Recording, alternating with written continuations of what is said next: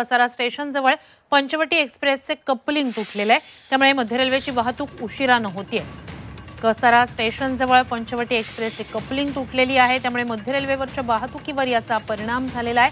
मध्य रेल्वेची वाहतूक उशिराने होतीये। एक बोगी आणि इंजिन गाडीपासून वेगळं झालेलं आहे। पंचवटी एक्सप्रेसचे कपलिंग तुटलेले आहे, त्यामुळे अधिकची माहिती या सगळ्या संदर्भात आपले प्रतिनिधी अमित गडगे यांच्याकडून घेऊया। अमित, आत्ताची स्थिती काय? श्रुती, अजूनपर्यंत गाड्यांची वाहतूक पूर्वपदावर झालेली नाहीये।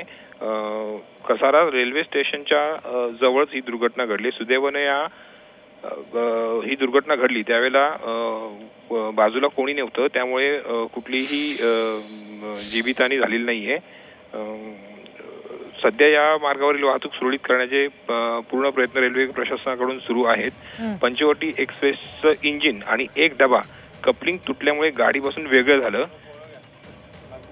त्यामुळे ही दुर्घटना घडली आहे। श्रुती, नक्कीच अपडेट्स तुमच्याकडून घेऊच। एक महत्त्वाची घडामोड आपल्या प्रेक्षकांसाठी पुन्हा एकदा सांगूया। मध्य रेल्वेची वाहतूक विस्कळीत झालेली आहे।